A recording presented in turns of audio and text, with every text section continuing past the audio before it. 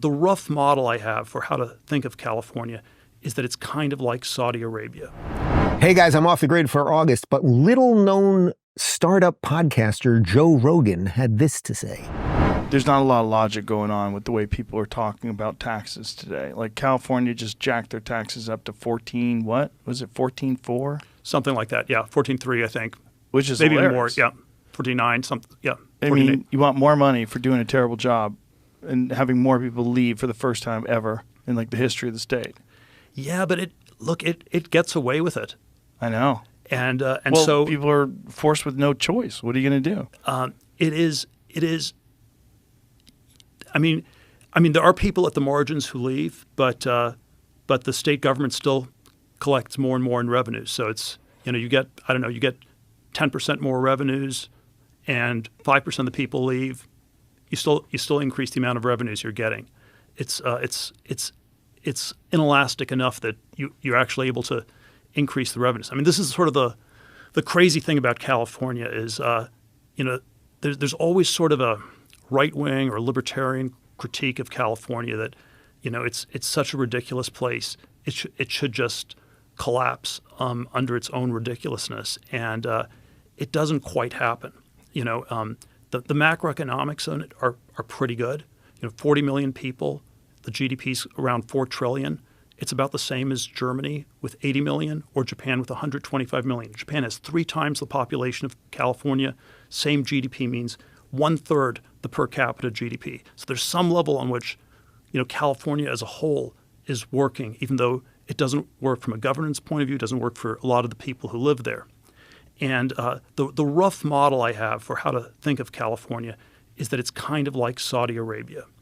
And you have a crazy religion, wokeism in California, Wahhabism in Saudi Arabia. Not that many people believe it, but it distorts everything. And then you have like oil fields in Saudi Arabia, and you have the big tech companies in California, and the oil pays for everything. And then you have a completely bloated, inefficient government sector, and you have sort of all sorts of distortions in the real estate market, where people also make lots of money, and sort of the government and real estate are ways you redistribute the oil wealth or the big tech money in California, and it's not the way you might want to design a system from scratch, but it's pretty stable. People have been saying Saudi Arabia is ridiculous. It's going to collapse any year now. They've been saying that for 40 or 50 years, but if you have a giant oil field, you can pay for a lot of ridiculousness. I think that's the way you have to think of California. Well, the other thing is you're also there are things about it that are ridiculous, but there's something about it that it doesn't naturally self-destruct overnight. Well, there's a lot of kick-ass people there, and there's a lot of people that are still generating enormous amounts of wealth there, and it's too difficult to just pack up and leave. Yeah, I think it's something like 4 of the 8 or 9 companies with market capitalizations over $1 trillion are based in California. So that's amazing. It's Google, Apple, now NVIDIA, Meta.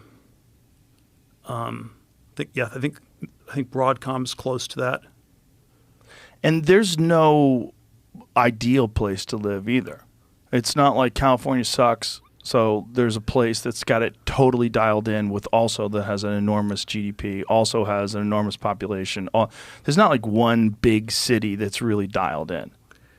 Well, there are things that work. So I looked at all the zero tax states in the U.S. and it's always I think the way you ask the question gets at it, which is you don't live in in theory, a lot of stuff happens on a state level, but you don't live in a state, you live in a city.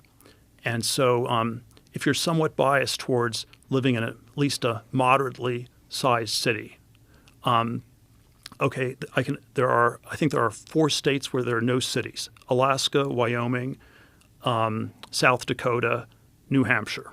There's zero tax, but no cities to speak of.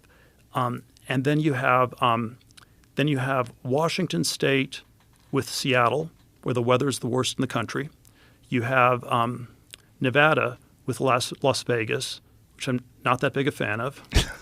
And then that leaves three zero tax states. You have Texas, which I like as a state, but I'm not that big a fan of Austin, Dallas, or Houston. And it's a sort of Houston is just sort of an oil town, which is good if you're in that business, but otherwise not. Dallas has sort of an inferiority complex to L.A. and New York, just not the healthiest attitude.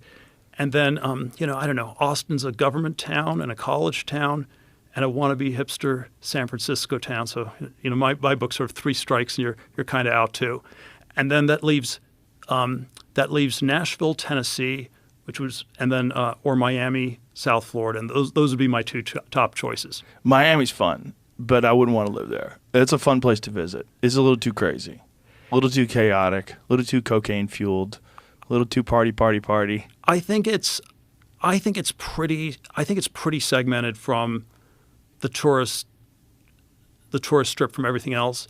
It probably is, there probably is something a little bit paradoxical about any place that gets lots of tourists, where it's in some sense of the case. There's some things that are great about it because so many tourists go, but then in some sense, it creates a weird aesthetic because the day-to-day vibe is that you don't work and you're just having fun or something like that. Right, because so many people are going there just to do that. And that's probably a little bit off with the South Florida thing. But I think it's and then I think Nashville is also sort of its own real place.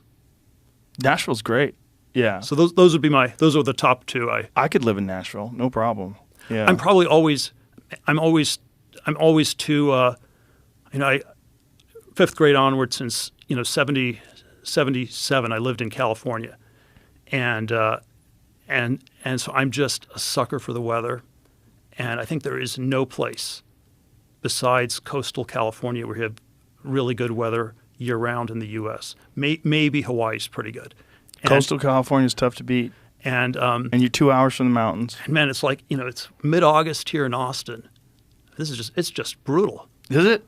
I think so. Really? That was too hot for you? It was too hot for me. Today's mild. What is it out there, like 80? All right. 85? 96. 96? You're proving my point. I do so much sauna that I literally don't even notice it. I'm outside for hours every day shooting arrows, and I don't even notice it. What's with all the bird flu chatter over the last couple of weeks? First off, do birds actually get the flu? Seems like people playing Scrabble just combined two words and said, let's use this. But real talk, something is unfolding. I've seen about 15 different headlines recently. Luckily, the wellness company has your back.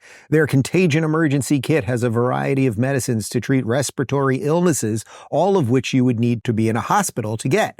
But the wellness company removes all the red tape. It's election year and we know who the desperate party is, so being prepared with the Contagion Kit is probably a good idea. Get the Contagion Kit and save about $45 with code Rubin. Go to twc.health/Rubin and use my code. Take a quick intake form after checkout and the kit arrives in about 2 weeks. Medical board approved, red tape removed, kits available in the US of A.